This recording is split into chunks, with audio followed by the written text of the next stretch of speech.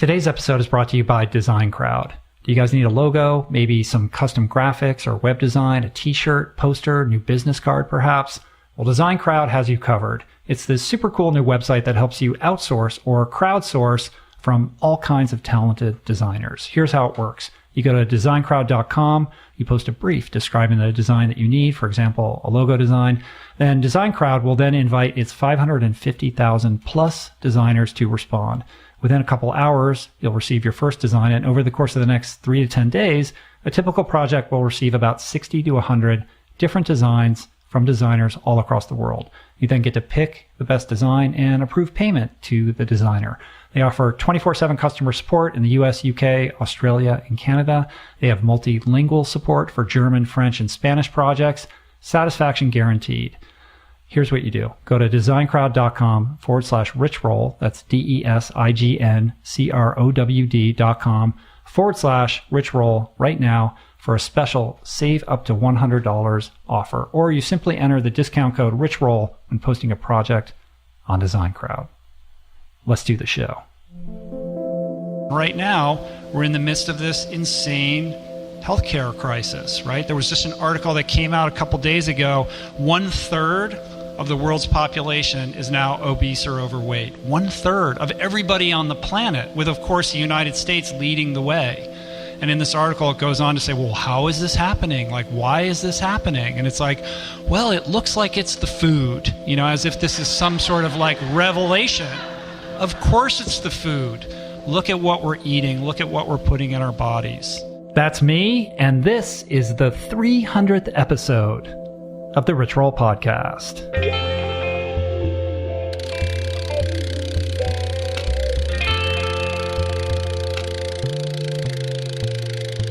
The Rich Roll Podcast.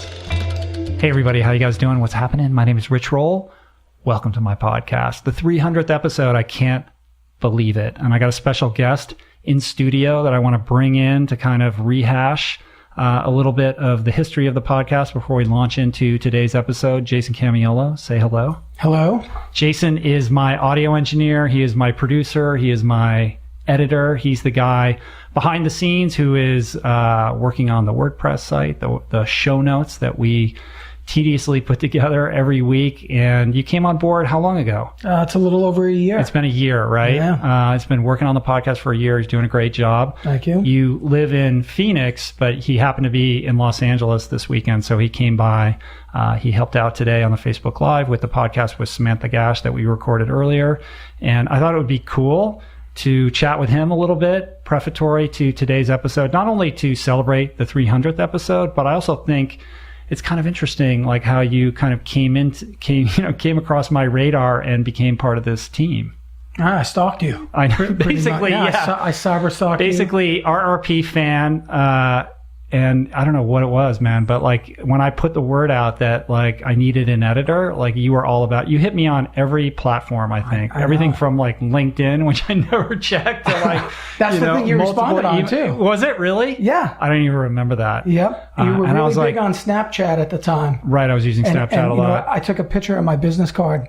And you know how you could write on the app? I circled my name and like put arrows to my email address. And I was like, this guy's either off his rocker or like he really wants the job, right? Both. You know? Yeah. And you had the skills.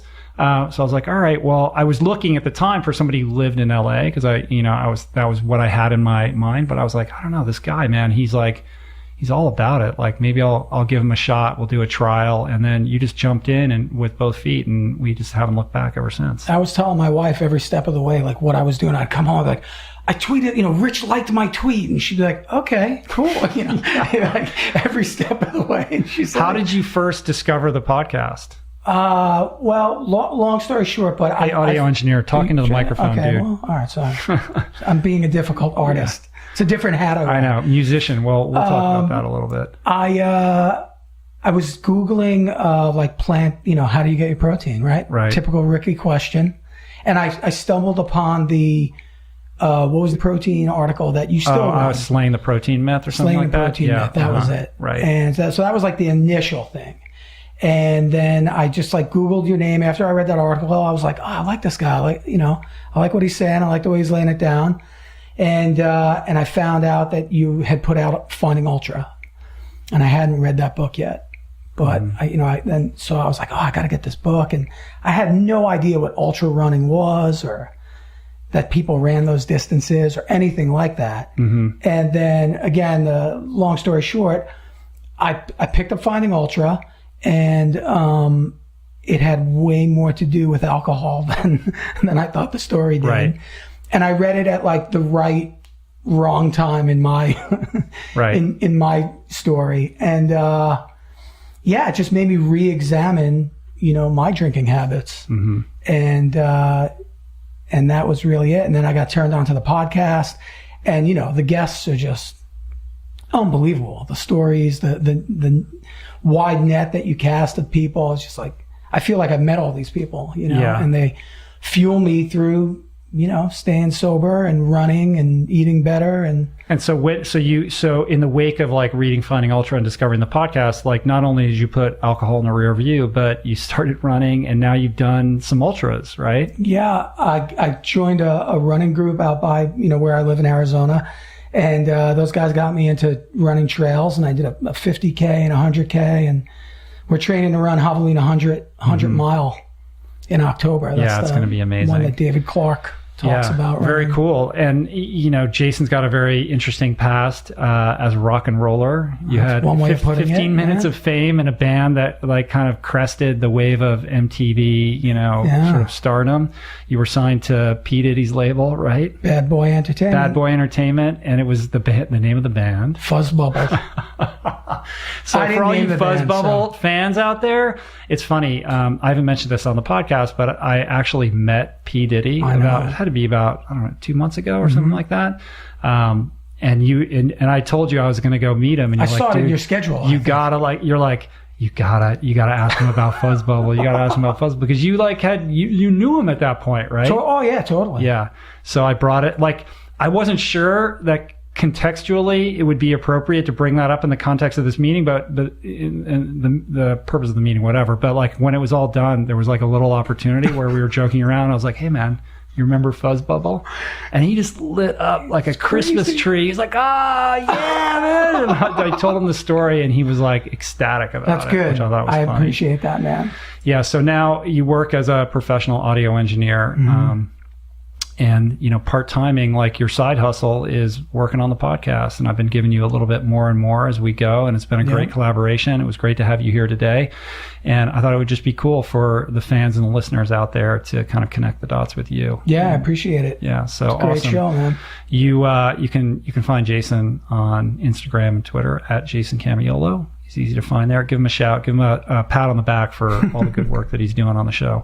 And it's particularly cool because today is the 300th episode, and you're the one who reminded me like a week ago. You're like, dude, you got the 300th episode coming up. What do you want to do to celebrate that? And I was like, oh man, I don't know. Let me think about that. Like I hadn't even thought about it. I'm just like moving forward.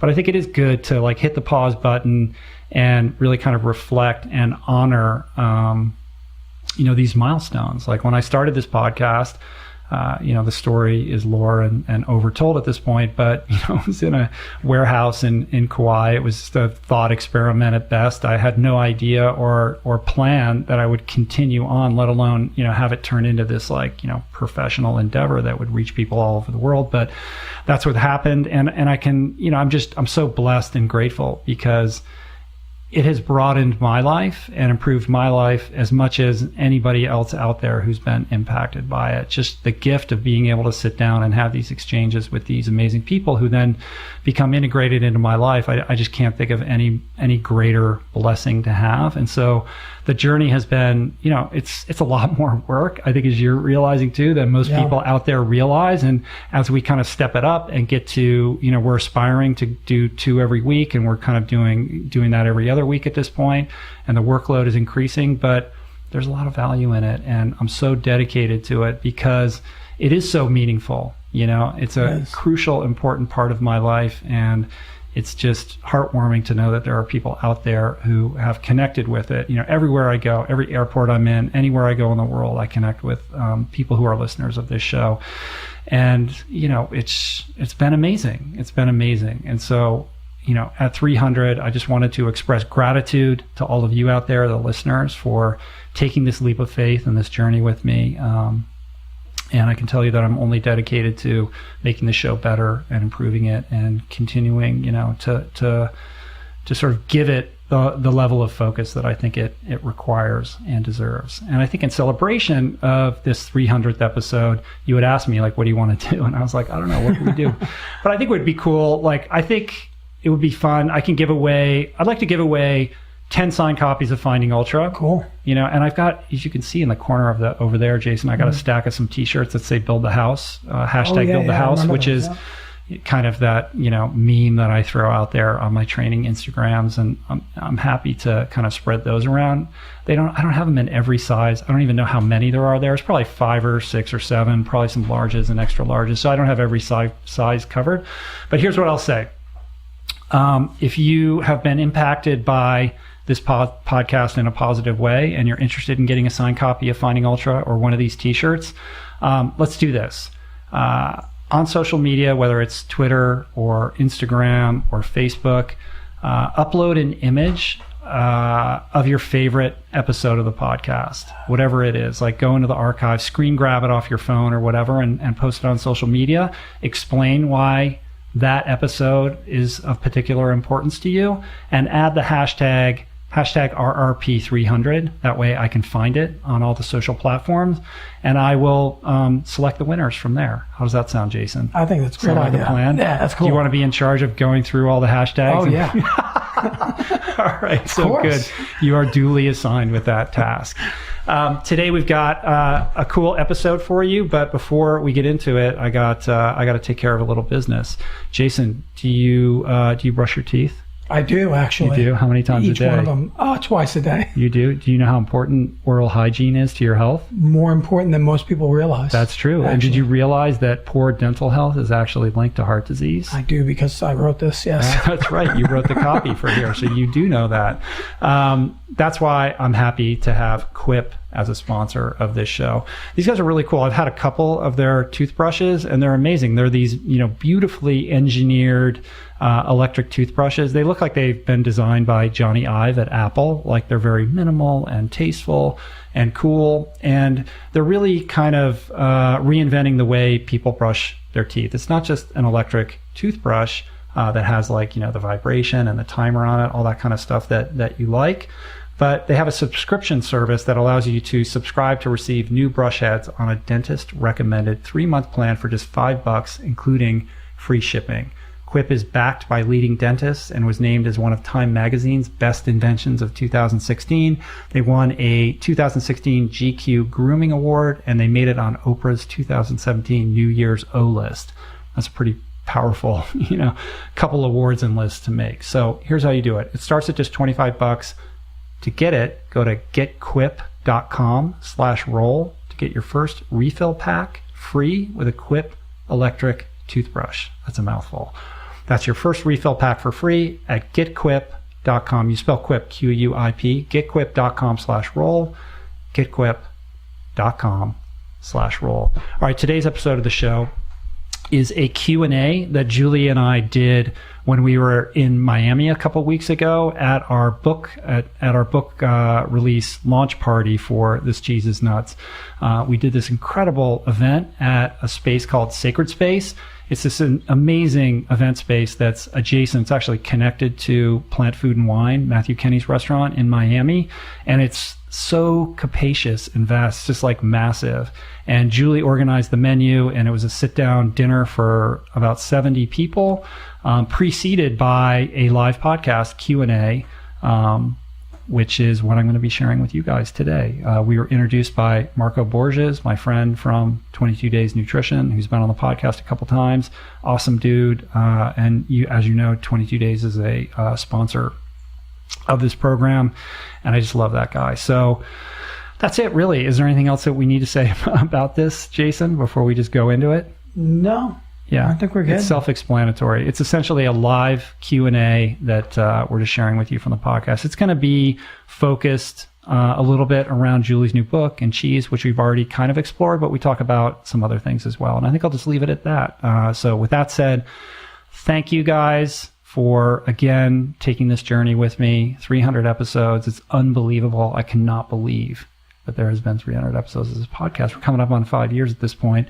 And it's all about you guys. It's all about the audience. I would not be here without you. So your love, your support, your engagement with this show is everything to me. So keep those emails flowing in. Although I can't respond to all of them or even very many of them, I do read them all. And that is really the wind in my sails, and I appreciate it. So without further ado, here's Julie and I and Marco from Miami, live Q&A podcast. Enjoy. Welcome. Thank you all for joining us tonight. I'm really excited to be here with you today for a couple of selfish reasons, because this is so long overdue, and for some personal reasons. But I'll start with a short story. So a little while ago, I was in LA, and my very close personal friend, Julie, said, I'd love for you to come by the house because I want you to try some cheeses. And I thought, yeah, absolutely, free food, I'm in. So I show up to the house, and Julie has literally a buffet of probably 20 plus cheeses that she had handmade that all looked like they came from the finest gourmet shop on earth. And I proceeded to go through them, and she started to tell me about her project. And I thought, oh my God, this is the missing link. Because I can't tell you how many conversations I have on a daily basis with people telling me how much they want to go plant-based, but they can't. And this is yet but another opportunity to lean closer, to lean fully into a plant-based lifestyle. So for that, I thank you, Julie. I applaud you. The cheeses are as satisfying as they are simple and easy to make. I will report that as of today, it is a #1 bestseller on Amazon. So congratulations.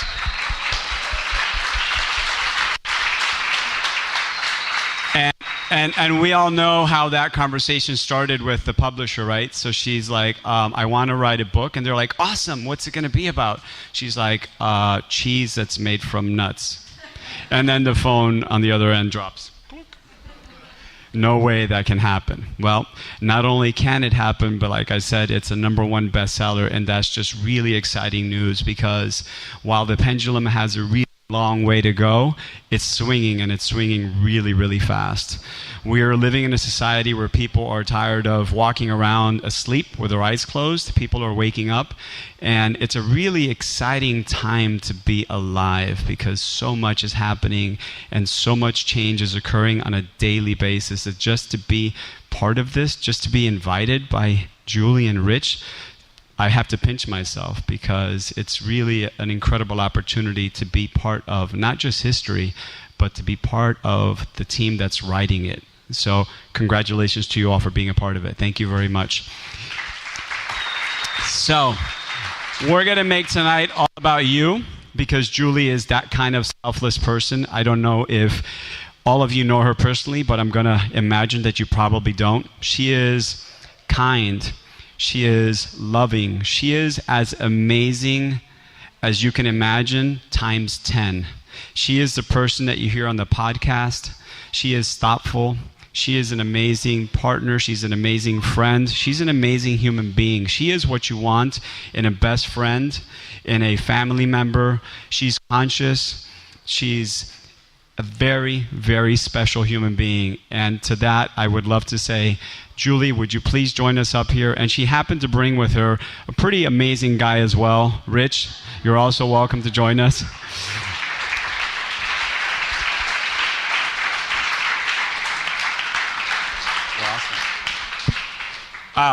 So, yeah, this is Rich, by the way.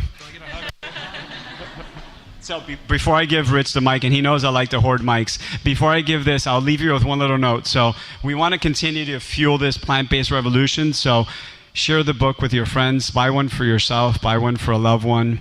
Share it, tweet it, Instagram it, Facebook it. And it's the #1 book on Amazon. So can we hear another round of applause for Julie?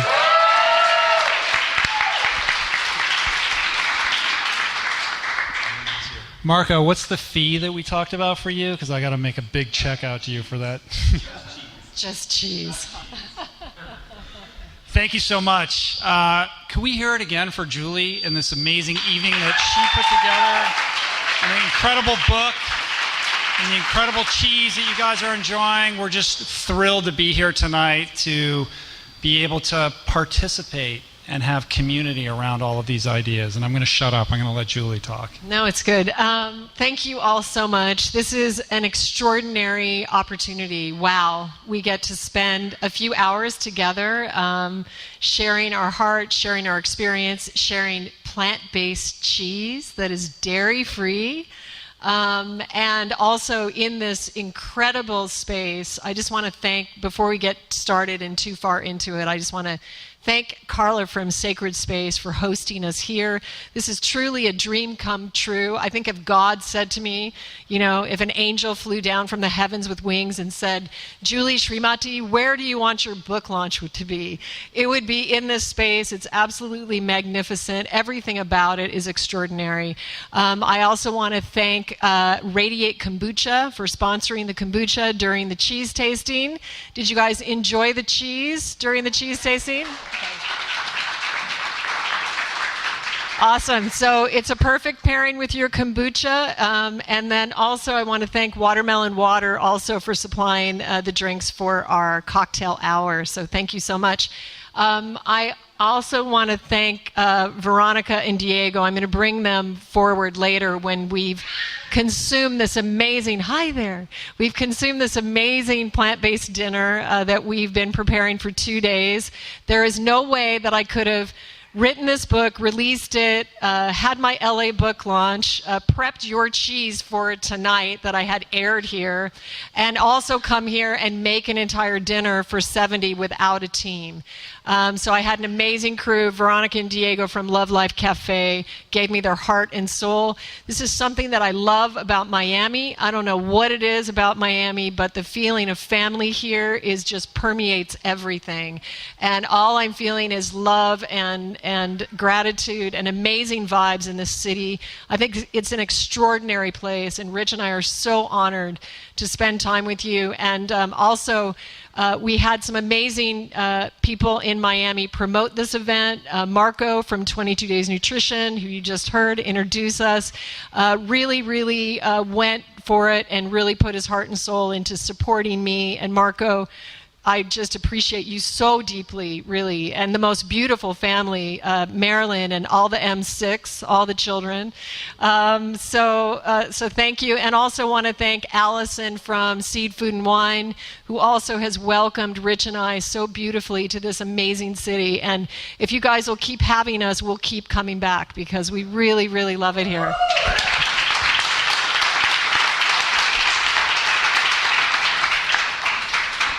So I thought it would be fun to interview Julie a little bit and ask her a few questions. I ask her questions all the time. We talked about the book in the last podcast, but maybe it's worth kind of just recapping for those who haven't heard that. Like, why did you write this book? You could have written a book about smoothies. You could have made it about, I don't know, just more general plant-based nutrition recipes for the family. Like, why cheese? Like, why did you decide to write this book? Well, when I finished the Plant Power Way, I don't think the ink was really even dry. And how many here have the Plant Power Way cookbook? Yay! Okay, cool. So you guys know from that book that I have a kind of a foundational cheese section in that book, and it's pretty awesome, actually. It has some amazing cacao lattes that I advocate as substitutes for, coffee and those type of drinks that we drink in the morning.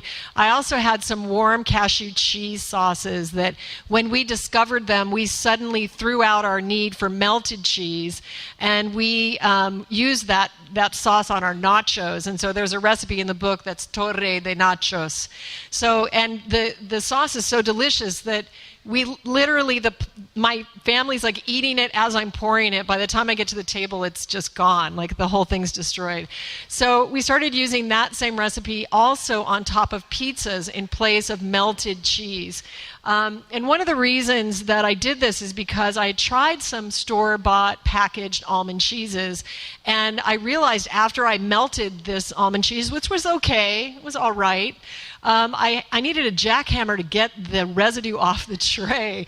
And I suddenly realized, wait a second, my body is having to deal with this internally. So I think one of the key things that we disassociate from that is really a key for us is that what we are putting in our mouth, our body has to digest that. And your gut is an evolute of your brain. That's why they say, I have a gut instinct, right? So as Guru Singh calls it, it's the gut brain. Well, what we have in our society is people are very foggy and not in their power because they've polluted their gut brain and they have no intuition. So you're looking at things only with your mental mind, like what is the story that's being told to me? And as you guys all know, right now it's like anything goes because we have alternative news. So it's really on us. It's our responsibility to know what's true for us. And in order to do that, you have to develop all of your intuition. You have to see something and feel it with much more than your mind. And maybe some of you guys had that experience when you were tasting my cheese. You can feel there's a vibration in it. It's an intention with which it was created. It's something else. It's the ingredients, but it's also something else. And that's why it's so amazing that we're gathering here in this sacred portal of sacred space, because the groundwork has been laid for this kind of awareness to come forward. So getting back to Rich's question, which I always go off topic, and I'm sure he's thinking, but you didn't answer my question, is I just knew that we hadn't even scratched the surface with what we could discover in plant-based cheese. And I knew that that was the thing. Like, that was the one thing. If I missed anything in a plant-based diet, it would be those kind of cheeses. I mean, I lived in Paris in college. I'm very schooled with cheese. I understand how delicious it is. But I also experienced a lot of, disease from it, or ailments, stomach aches, cystic breakouts in my chin for years. And I would go to the dermatologist and have to get injections, literally like an underground volcano, like pulsing in my chin. And the hilarious thing is that no one ever thought to ask what I was eating, even me, at the time. So I just knew that this was the thing that could help so many people. And if I could unlock this key or this mystery, and I could do it in a creative, innovative way that was simple and share it with everybody so you can do it at home, that would be something that would be worthy of me spending some time on. How many people here are 100% vegan, plant-based? So, all right, that's a good percentage. How many are like vegetarian / plant curious crowd? All right, good. How many people here are just like, what am I doing here? Like, I don't get it. Like, what are these people talking about? Like, my wife dragged me here. There we go. Yes. Okay, good. I got my eye on you tonight. We're gonna check in. We're gonna check in after dinner tonight and see how you're doing. Cool. But just to kind of echo like what Marco said, there is a movement that's happening, and that movement is gaining steam, and it's a beautiful movement that is it's about so much more than just, what's on your plate. It's about the evolution of consciousness. We're at a very critical moment right now. There's a lot of crazy stuff happening around us, and it takes all the more awareness and composure to ground yourself and to be able to be connected to that gut intuition, to stand your ground and understand who you are and what it is that you're here to do. And as we always say, food is the first portal to unlocking that in yourself. It is a portal to self-actualization. It's very important what you're putting in your body if you want to evolve your consciousness. And right now, we're in the midst of this insane healthcare crisis, right? There was just an article that came out a couple days ago. 1/3 of the world's population is now obese or overweight. 1/3 of everybody on the planet, with, of course, the United States leading the way. And in this article, it goes on to say, well, how is this happening? Why is this happening? And it's like, well, it looks like it's the food, as if this is some sort of revelation. Of course it's the food. Look at what we're eating. Look at what we're putting in our bodies, right? And when we're mindless, when we're checked out, when we don't have that gut intuition, you just put in your mouth what everyone else is putting in your mouth. And to stop that, to reverse that, and to have that awareness and that mindfulness and that consciousness about what you are putting in your body, it takes like a little bit more than self-awareness. It takes a decision. It takes a little bit of a commitment. And I think, what Julie's been able to do with this book and the other books that she's written is make that a little bit of an easier leap for people to understand you don't have to be one of those 1/3 that are going to end up obese or overweight. 1 out of every 2 people in the United States suffers some form of heart disease. 1 out of every 3 will die of a heart attack. 50% of Americans are diabetic or pre-diabetic. They're anticipating that in the next 10 years. This is no joke. This is life and death stuff. And when you go plant-based, when you eat organic, when you sort of follow this paradigm that Julie has worked so hard to set up, and others in here, leaders like Marco, you don't have to become one of those statistics. You can not only avoid becoming a circumstance of chronic lifestyle illness, but you can become a leader in your own community, because there's a lot of awareness that needs to get out there right now. And that's not even getting into the environmental implications of the food choices that we're making on a daily basis. When you canvass the situation, it's fairly dire. The amount of water and land required to raise animals for food is insane. The carbon emissions that go into industrialized animal agriculture trump that of transportation. Species extinction, algal blooms in our oceans, you name it. It's really quite extraordinary what our system of food is doing to our precious planet. And by going plant-based, it's a very powerful and empowering choice that you can make, not only for yourself, but for future generations and for others with whom we share this planet, not to mention our animal friends alike. So this is very real stuff, and the truth is, you can make this leap. You can make this leap, and you don't have to deprive yourself. You can eat the cheesy flavors that you like and do it in a healthy way. And that's really what our message is about. It's a message of inclusion. It's a message of compassion. And it's a welcome mat for anybody and everybody to step into this lifestyle so that you too can experience what I have on some level, this journey towards becoming your best, most authentic self, towards self-actualization. That's my big speech. I don't have a question. I think we should, you could say whatever you want, but we should open it up for questions. Yeah. So what I wanted to talk about just community for a minute, because I think that these kind of gatherings are really, really important. And this was why we structured this way. I really wanted to have a dinner together. I wanted to have this experience of sharing this amazing food in community. It's these kind of gatherings that are going to affect change and change people's lives. And so I really want to thank each of you for signing up, for coming, and for supporting and being here. Because without you guys doing it, we couldn't have pulled it off. So we did it in 2 weeks. It was not advised by our business advisor, but we just went with it anyway. And you guys made it happen, because look at how quick we got together. So we have 70 people here tonight. We're going to share amazing food. I'm going to tell you a little bit about the menu, and then we're going to open it up to questions, because we're with you tonight, and we want to answer everything and be available to you in any way that you want us to be. So any question goes. It doesn't have to be on food. It doesn't have to be related. But I want to just say that we've prepared for you for dinner. We have a main course of a potato lasagna. And this is made with some very special individual recipes. They're all fall down on the floor delicious. So when you combine them together, you might not be able to talk for a while. But it's made with, so potatoes are the noodle in it. And then we've made an almond pesto that's with almonds and basil. And then we've made a fresh ricotta out of cashew with lemon. And then there is a homemade tomato sauce that's made with roasted tomatoes, and it has the secret ingredient of cacao nib in it. So these will be baked and served, so that's one amazing thing. Then we're doing a whole sautéed Swiss chard with northern bean, and this is seasoned with pistachio oil, which is green, and it's topped with some hemp seed.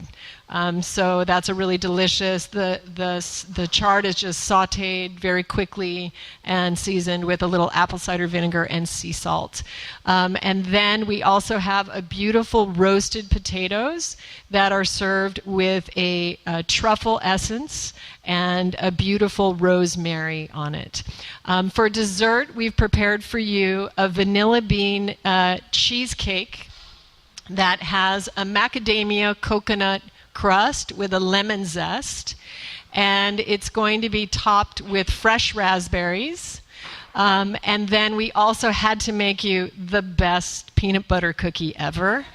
So there's a peanut butter cookie that has coconut sugar and a little flax seed, and it's topped with a ginger dark chocolate square, and those are lightly baked. So they're so pure that you could eat them raw if you wanted, but we'll see what happens. We're working with an oven that, every oven's different and every pan is different. But so that's kind of the menu. So you guys can pace yourselves. Hopefully you've gotten taste of the fresh mozzarella. So how many like the fresh mozzarella?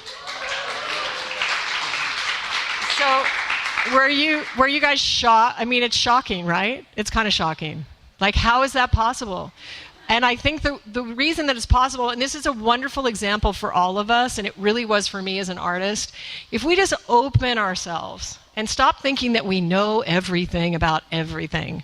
Just open your being to new possibilities. This is the blessings that the children are bringing us. And we have 4 little children here today. Actually 5, I think 5 kids, not little, mighty children, beautiful, powerful children here today. And this is beautiful. I'm so glad you brought your children. Thank you, parents, for bringing your kids.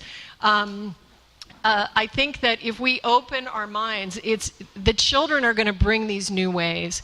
And this is one of the reasons why I really believe in new innovative education, like homeschooling, unschooling. Let's try to not put our kids in a box. Let's try not to do that. Because if we do that, we're going to miss the gifts.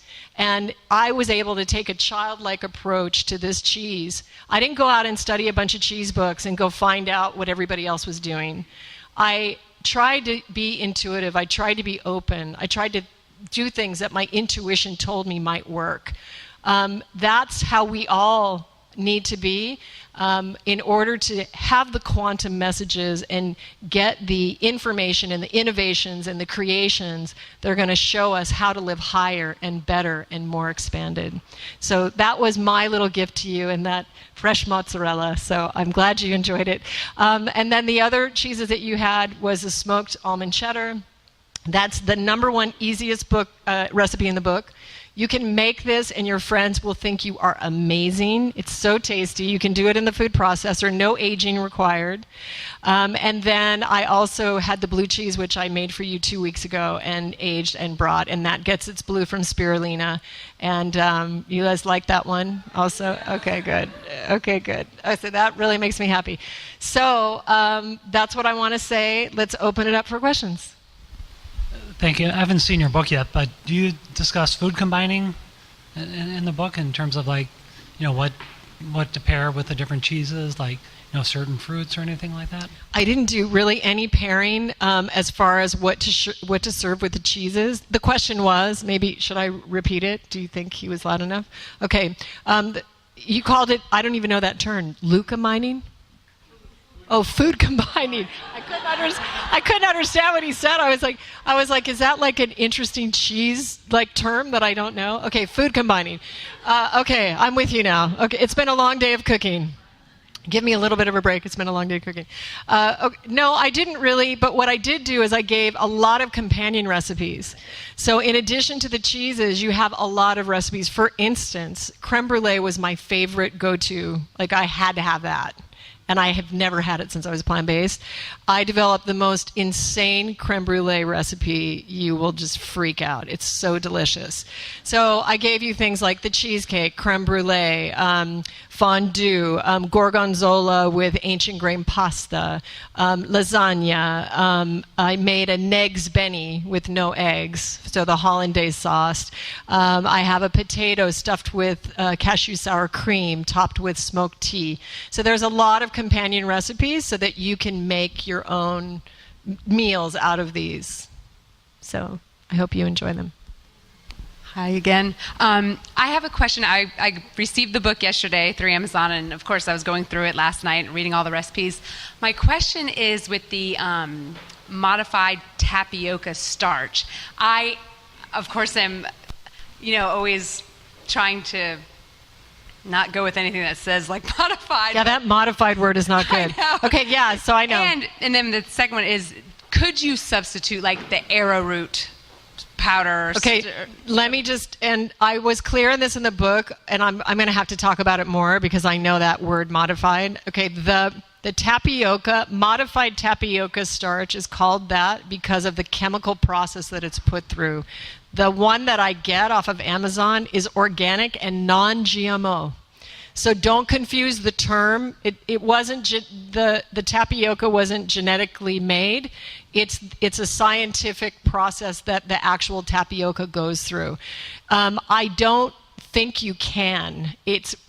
What this does, and it was interesting. Actually, I'll just share this experience because I had this package that was supposed to arrive with this ingredient because I would have to get it from Amazon, and it didn't arrive. And I wanted to make this mozzarella for you so badly.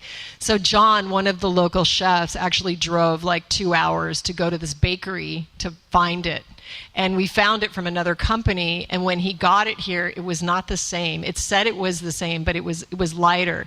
So we figured out how to increase the quantity, and we were still able to pull it off. And then halfway through the prep, my box arrived. So half of the cheese was made with my preferred, and half was from this bakery. So anyway, it's not a GMO product. It's just it's a chemical thing, and that is only in that recipe, by the way. It's only in the mozzarella in brine, one recipe in the entire book. No, it is not. No. So do you have a resource for that? It's just Amazon, and you'll just put it in there and it'll pop right up. Awesome, thank you. As far as like people who've been skeptical, who were you guys personally most excited to maybe get on the team with one of the cheeses that you've produced? Who do we know who's skeptical that we were trying to... Well, what I'll share with you is I have some very dear friends of mine who, Lucy Pinter and Jan Welter, and they live part-time in Paris. And, they're newer friends of ours, and so I have them over for dinner. And yeah, I was kind of nervous to serve my cheese to them because they're Parisians. So I was like, oh no, and I mean, they're not French, but I thought, oh no, what if they're like, this is disgusting, or no, I knew. They loved it. They absolutely loved it. They became literally my biggest champions. And they're begging me to create my own line. They're like, you have to. So I got a lot of support from them. That was fun. So you guys probably haven't even begun to think about this yet since we're at the book launch. And I know you guys just came out with your meal planning tool and things that you had, but, I think a lot of people in this room can't really get enough of what you guys, launch and do. And what's next for you guys? What's next? Wow. Okay. Actually, I have to deliver the follow-up to the Plant Power Way in August. Actually, September 1 is my deadline. So we're publishing the follow-up to the Plant Power Way. It's called Plant Power Italia. And some of you know that we've been doing retreats in Italy and also in Ireland. We have one in Ireland coming up July 21st to the 28th.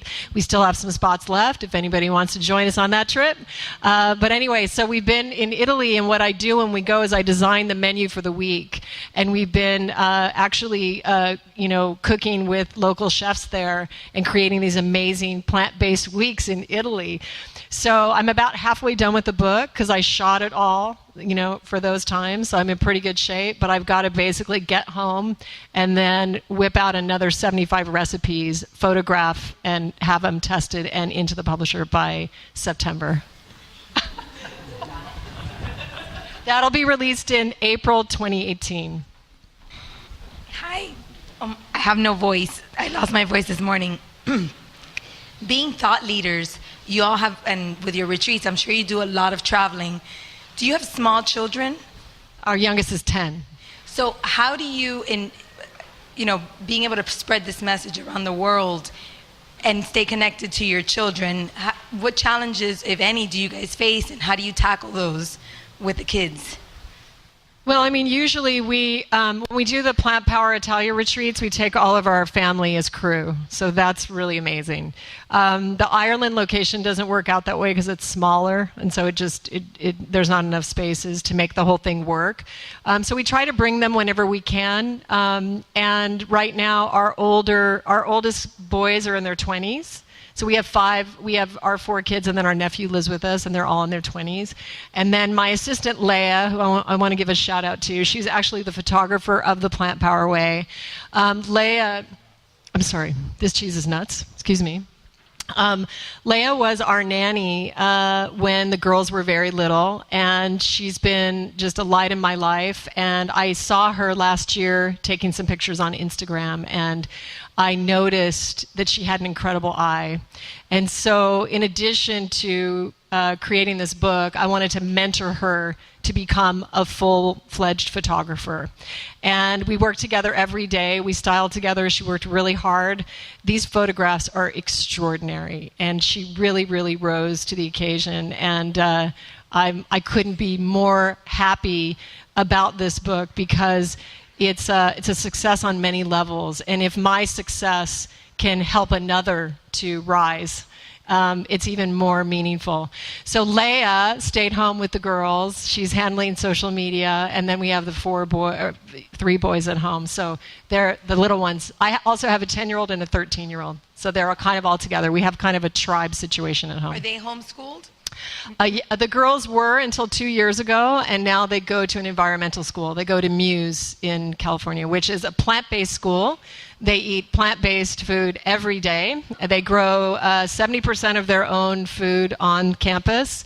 And actually, they're super excited. They just got this cheese is nuts. I'm going to be going in and working with the chefs in a month and a half. And they're doing an incredible job with the food there. So, congratulations.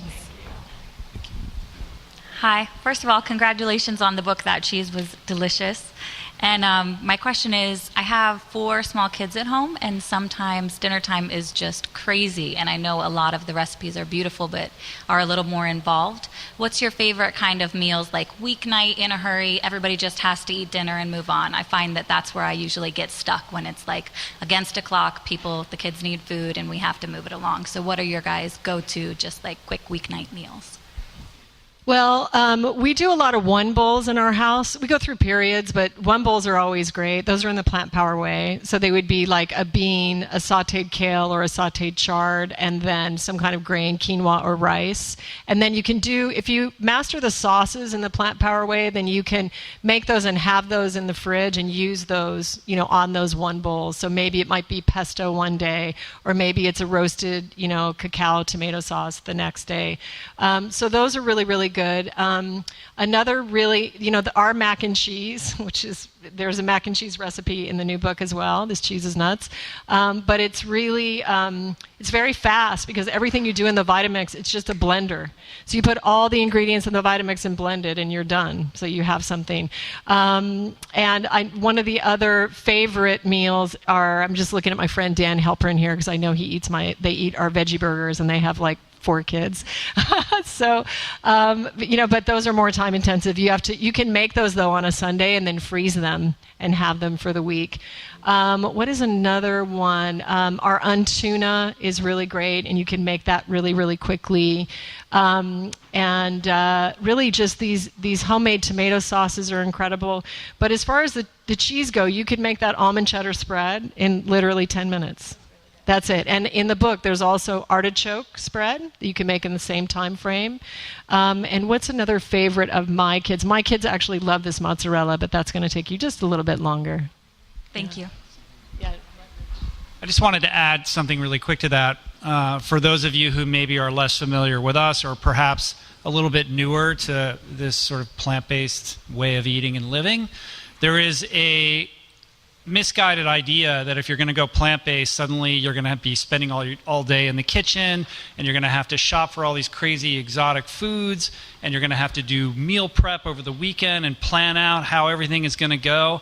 And I'm telling you, like, I'm sure there's a lot of people that do that. Like, that's not what we do. And when you said, like, how do you just do it quick? You're just trying to make dinner for your kids. Like, it's like, I got to go to bed. I got all this stuff to do. Like, we're the same. Like, we got, all these kids running around. Everybody's got to be somewhere. It's not, and we're doing a million things. It's got to be fast. It's got to be easy. And the truth of the matter is, like, in reality, most of these dishes, like, there's some stuff that's involved in this book, but like in the plant power way and just eating plant-based generally, we're talking about, this is like pauper food. This is rice and beans and greens. It's like, it's so basic. And a lot of the stuff, most of the stuff is very easy to prepare. So this idea like, oh, plant-based, it's going to be I have to be a vegan chef. Like, Julie, she didn't go to culinary school. Like, she taught herself. And she goes in the kitchen and whips this stuff up because she's like, I'm tired. I want to go to bed. Like, here you go. You're done. And that's the way it has to work to be sustainable when you're busy and you have kids and all of that. So the truth is, it can be done. And that's how we do it. And so it's not about, like, getting super precious about all this, all the kind of finer aspects of cuisine. I'd like to add to that as well. I really pride myself. I really feel that my recipes are extremely simple. And I feel that if anybody, even if you're not a chef or you've never cooked before, you can make my recipes. And I have people tell me that all the time. We have our friend Rob Bell, who's this extraordinary force of nature. And we actually met him because somebody gifted him our book, The Plant Power Way, and he became a chef. He started cooking for his friends after he read my book, and it's this hilarious thing. He's so excited. But I think most of you will see that my recipes are simple. I will tell you almost everything in all my books you can make in 30 minutes or less. Even the aging in this book, you're not standing there while it's aging. You just blend it in the Vitamix, okay? All the ingredients go in the Vitamix. You blend it. You've prepared a little mold. You pour it in the mold and cover it with parchment paper and put it in the dehydrator. You go live your life for a day. You come back. You put it in the fridge. You go live your life for another day. And then you wake up the third day and you have cheese. So it's not like, don't freak yourself out. Don't psych yourself out. It's not hard. And if you do some of this stuff, you'll have some really good, tasty stuff. Like if you had done this blue cheese, and let's say you're busy, and then you whip up some pasta with a quick tomato sauce, and then you just do a tossed green salad, but then you bring the cheese out, they're going to be like, "Ooh, like, wow, you're amazing," right? And also, even the cheesecakes, you can do those and just freeze them. You take them out, and they thaw 30 minutes ahead of time. So most of this is blending in the Vitamix, pouring it in, and then you're done. And if you look at my sauces, like master the sauces, because if you master the sauces, you're golden. You know what to do. Or you can even make them and keep them for 3 or 4 days, and then use them. So, yeah. Hi. So I know the reason we're here is because of your book, and I really like how you've changed the form to let it be about questions, and I really appreciate that. So I've got a ton of questions. Before I ask you, Julie, do you mind if tell me about this bed or the tent where you have your mattress? Okay, now we're getting into the good stuff. Let's talk about the tent. Okay, here, I'm going to let Rich speak of this. We might need a mic at the table, by the way. I know. How long do we have, by the way, before we have to wrap it up? I think we have another 8 minutes. 8 minutes, okay. I sleep in a tent on the roof of our house. This is a fact. I've been sleeping in a tent on our roof for about a year, I think. Yes. So the question is, why am I doing this? Yeah, the short answer is, I I struggle with sleep. When I'm training really hard, like I sleep well, but like in general, I have a very active mind, and even when I'm meditating and doing all the things that you're supposed to do, I have difficulty falling asleep at night. And I noticed over the summers, we have a flat roof on our house. The girls, and when the boys were little, we would go out onto the roof, and we have a flat white wall, and we could project movies on to this wall, and we put sleeping bags up there, we'd drag mattresses up there, and we'd have like a party on the roof, and we would sleep on the roof in the summertime, and it was super fun. And I would wake up and I would feel amazing, and I'd be like, I sleep great, like under the stars. Why don't I do this every night? You know, it's literally 5 steps from our bedroom. So I got a tent and I started sleeping on the roof, and I literally was getting the quality of my sleep improved like 5 to 10x every single night. And so I was like, well, I'm just going to keep doing this. So I was like, Julie, is this okay? Can we stay married? Can we do this? And I've been doing it ever since. I slept all winter long, like, you know, it's Los Angeles, it's not that cold, but still it would go down into like 31 at night. And I still continue to sleep out there. The only nights I didn't sleep on the roof were when I was traveling or when it was so windy because it blows the thing and it's not restful, but never because of cold. And now I'm just used to it. I don't know. So does that answer? I don't know if anybody cares about that. That's a great question. But you know, it's also funny is that when we go to Italy, we take his tent. Because when we go to Italy, like we are just we have 33 people. Let me finish. No. So when we go to Italy, we have 33 people. So we're just devoted to them for the whole time. So we're with them all day and all night, and we're just immersed. And so if he doesn't sleep well, he doesn't have his energy, so he can't show up. So it's like we came, like I told the owners, Giovanni and Francesco, I was like, hey, it's okay if we pitch a tent like out there. And they said, yeah, but it was hilarious because the Ireland location got word of it, and they told me when we went there, they were like, you cannot pitch a tent anywhere on this land. So they had this idea that we might all show up with tents. I was in New York City in, I think it was March, and I was checking in to the hotel, and when I was checking in, the person behind the desk, I could tell that this woman like kind of knew who I was. Like I knew that she recognized me. And after she finished checking me out, she never said like, oh, I listened to the podcast or whatever, but like after she was completely done doing the whole thing, she looked up and she said, did you bring your tent? I was going to pitch it on the roof of like a Manhattan hotel. So anyway, all right, we have a couple more minutes. So the other thing I wanted to ask is as far as your food and recipes for medicinal reasons, as far as like health issues, and I know you wrote that was in one of the podcasts that I've like listened to in marathons of it, but I'm really interested in that just because of my wife.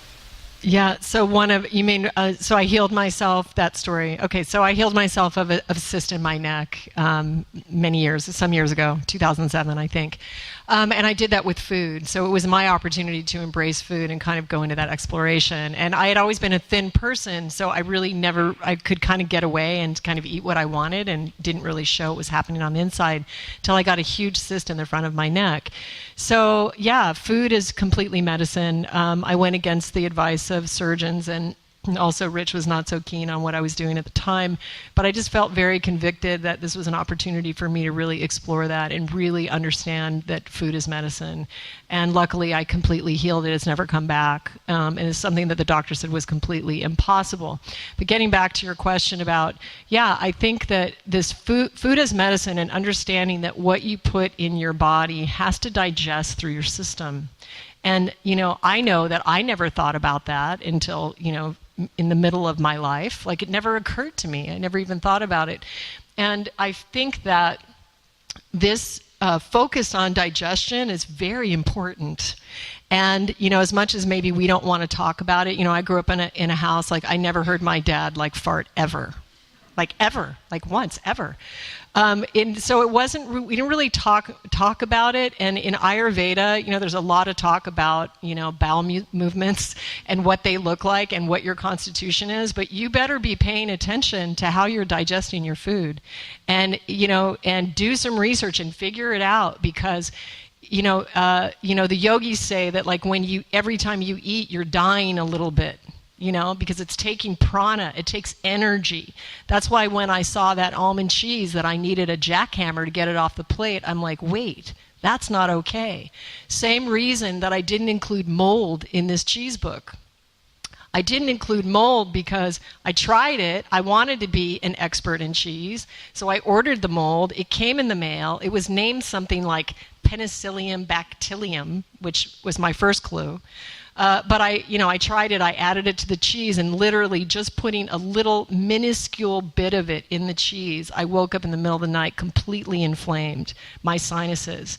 And then I did achieve a rind on a cheese, and guess what? I had that underground cystic breakout like that. So then I said, wait, I'm in wellness. How can I be telling people to put mold in their cheese? I'm not going to. So again, if anyone ever comes to me with any kind of health imbalance, and the thing is we've created these health imbalances over a long time, and then we want it to go away right away. And that's what Western medicine does. Like it gives you a pill to take care of the symptom. But we haven't really healed the cause of what's happened. So Ayurveda is not fast. I had to wake up every morning for 3 months with pus all over my face in the form of pimples. I had people begging me to stop taking the herbs. But we have to clear our bodies of all this abuse that we've put them through. This is done through herbs, through eating a clean diet. And again, I did this book on cheese, but this doesn't mean that I'm telling you to go eat cheese every single day of your life, 3 meals a day, and go, this is great. I mean, let's please not do that. This is a condiment to your healthy, plant-based, vibrant life, to your 1 day of fasting a week, to your quarterly detox that you're doing. We have heavy metals, we have pollution, we have, marshmallow fluff from when we were 14 that's stuck in your digestive tract. So you know what you've been eating. Take responsibility for your own body. The good news, your body is a magnificent divine organism. It's a miracle. It is a miracle of God. And if you treat it right, it will heal itself. And we have the power to heal. One of the worst things I think that happens in medicine is when you get a diagnosis and somebody tells you something, so your mind can then attach to that reality. I say create your own reality. You are creating it, and you have to take responsibility. So, I had to with my cyst. It wasn't popular. People didn't support me, but I was convicted and I believed and held it beyond anything else that was happening. And you know what? After 4 months, that thing was getting smaller, and I knew I was gaining. And, again, so this is health and wellness. It's preventative. You guys are beautiful, and you have everything you need inside of you to live your best life. We're just trying to share some of our experience and some of our techniques and tricks to help you find your own way. I have a question. How do you socialize? Because I travel a lot, back and forth. I was in Paris, and I'm here. I'm going back to New York. I'm going to the Hamptons Thursday, and then I spend 3 days in New York. And people invite you for dinner. And what do you do? Because I want to eat healthy. But people invite you for Smith & Wollensky, and I go there and I eat the tomato. How do you do without being obnoxious, graciously? How do you do that? That's a great question, and quite honestly, perhaps the most important question, because I think that for a lot of people, if not most people, it is the social barrier that is the impediment to taking the leap, taking the action, because you don't want to be the center of attention. You don't want to ruffle people and be that person who's a problem, and you don't know how you're going to navigate those delicate, intricate social dynamics at the cocktail party or the wedding or the bachelor party or just dinner with your friends, right? The simple things.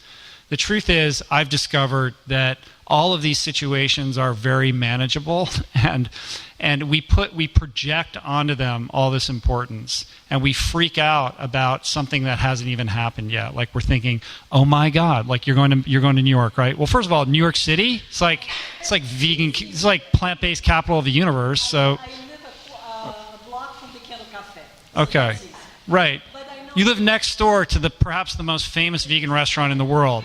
And you're talking about, yeah, like, all right.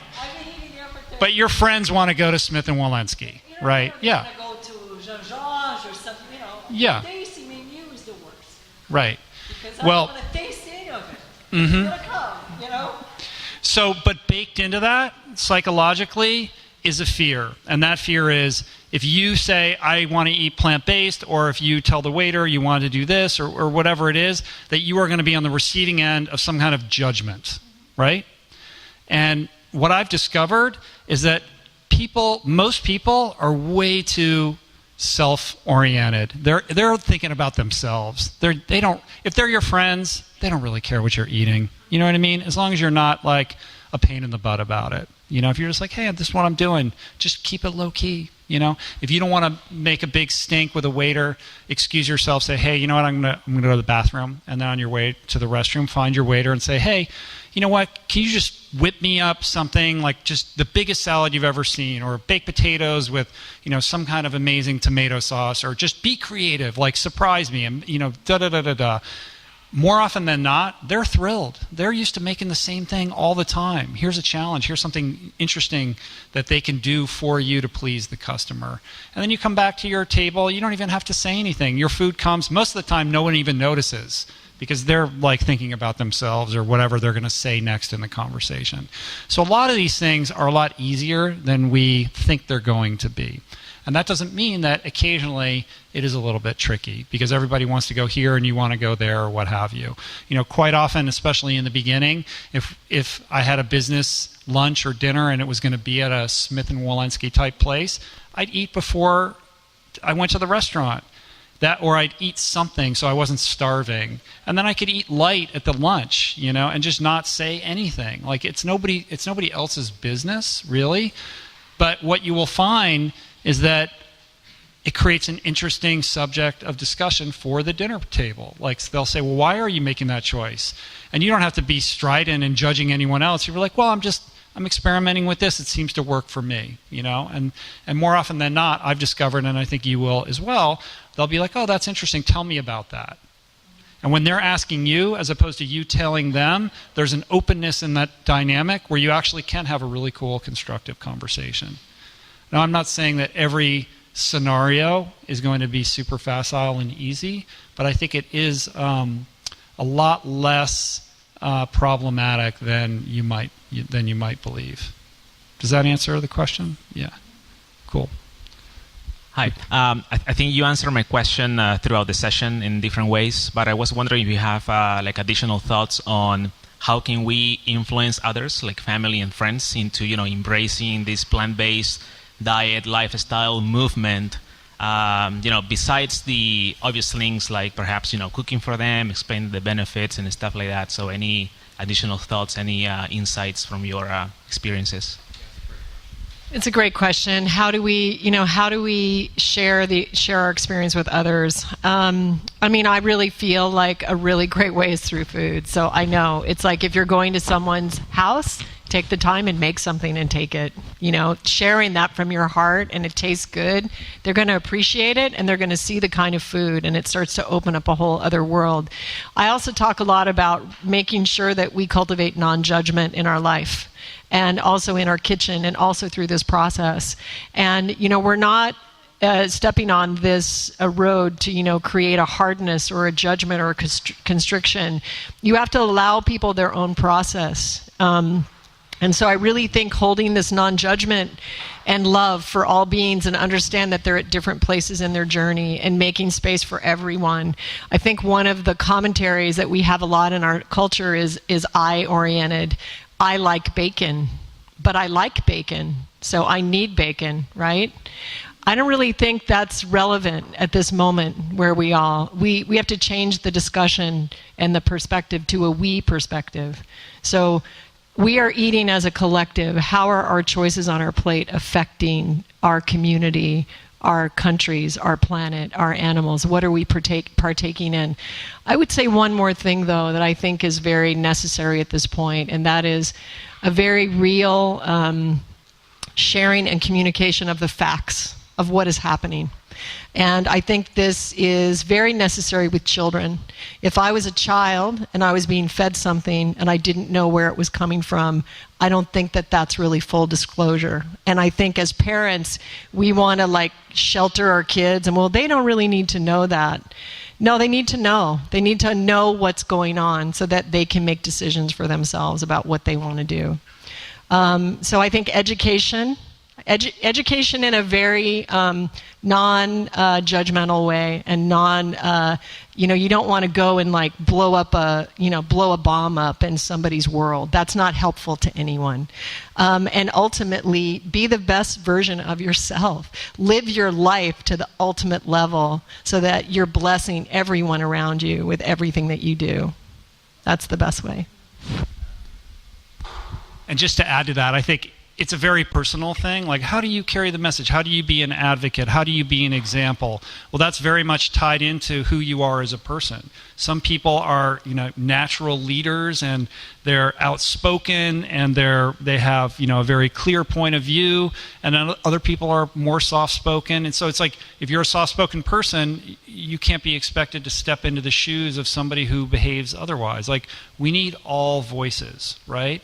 So, you got to have the super hardcore, animal rights person, so that the person over here who's not like that knows where that line is. You know what I mean? And so it's about who you are. And I think the more fully integrated you can become, and the more kind of self-aware about what kind of person you are, then you will answer your own question. But I think it's mostly about actions rather than words. And are your words integrated with your actions? Is there an alignment there? And to the extent that there isn't, where can you fix that, right? And that's, I think, where the answer comes. Because people watch how you behave, right? We see what people say, but it's really like, how are you carrying yourself in the world? And that's what people pay attention to, and that's what they follow.